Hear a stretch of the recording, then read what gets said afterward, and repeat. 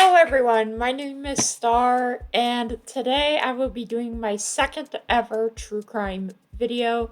I've decided I wanted to do more of these. Uh, but today, uh, before we begin, don't forget to hit the like, comment, and subscribe button, and comment down below what crazy crime happened in your home state or country. Uh, but today we will be talking about the Colleen Stan case, aka the girl in the box case. Now, before I get into it, please don't watch this video if you get triggered by anything related to true crime or like SA or abuse. So please click off if you can't handle this. I'll completely understand, plus there's plenty of other content on my channel anyway. But yeah, let's get right into it. Alright, so when did this case happen, what happened, and all that? Well, we're gonna get into it. So Colleen Stan was in her 20s when she got kidnapped hold on, let me check the date. In 1977, she was 20 years old, and she was basically going to see a friend for their birthday. She, however, made the mistake of hitchhiking. Now, keep in mind, back in the 70s and 80s, hitchhiking was pretty popular. A lot of teenagers and young adults have done it. But back then, people were not really aware of the true dangers of, the world, and also there's a lot of, crazy people out there. Colleen, turned down, I believe, 2 people, and then she saw another car, drive up to her, and it was the Hooker family. It was Janice Hooker and Cameron Hooker and their little baby. And Colleen, because she saw a baby in the car, she thought oh, okay, this is probably safe. She's a mother and a woman as well, so nothing bad could happen. But years after all of this happened, sorry, that's my roommate's vacuuming, ignore that. But when Colleen was asked questions about the case in the interview, she stated that she felt something was wrong and that she should not get in the car with them, but because she saw a baby in there, she didn't think anything bad would happen, which I kind of get where she's coming from, not gonna lie. Because when you see a baby and a young couple, you think, oh, it's just a young couple with their children, you know? It turns out the husband is not a kinky freak. Well, I guess he does have some kinks, but he's also straight up an asshole. Basically, he tricked Colleen into thinking that they were safe, and they went down the road a little ways, and then he I believe he said something about there being something in the woods. I don't remember exactly what, but it was something having to do with nature, and he managed to trick Colleen into following him. And then once they got into the woods, he grabbed Colleen from behind, put a knife to her throat, and said, "You're gonna do what I say?" He asked that. And Colleen, obviously terrified and wanting to survive this really bad ordeal, she was like, "Yeah, I'm gonna do what you say." And she put her hands above her head, I believe, and then he handcuffed her hands and gagged her, and then he had this little box thing that he put on her head that was specifically designed to conceal all noise. And also, when Colleen was her head was put into this box, she couldn't hear anything, she couldn't see anything. Obviously, she couldn't eat or drink because, well, there's a box on her head. And I believe she also had a harder time breathing in there as well.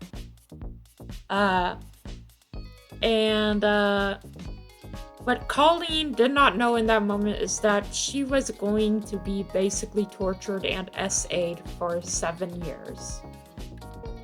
Yeah. So this is the bigger box that Cameron Hooker used to keep Colleen in, but he also, I believe he did also keep the small box that was made for her head on her head, so that way no one could hear her screaming or crying, basically. And yeah, like seeing this image of the box makes me feel anxious because I imagine myself being trapped in there, and I would not be able to last 5 minutes in there. I would have a panic attack. Like, no shit. I would have a panic attack. Like, imagine being stuck in there, but for 7 years. Like, holy shit. Cameron Hooker would basically torture Colleen by whipping her, beating her, essaying her, sodomizing her with various objects. Well, I guess that's part of SA. But for a while, he wasn't allowed to, penetrate her with, because his wife Janice made him promise not to, but he eventually did it, not giving a shit about his wife. Let me just say this, his wife is just as bad as he is, because she helped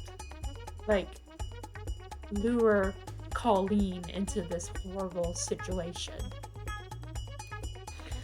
Also, not only did Janice help Cameron abduct Colleen,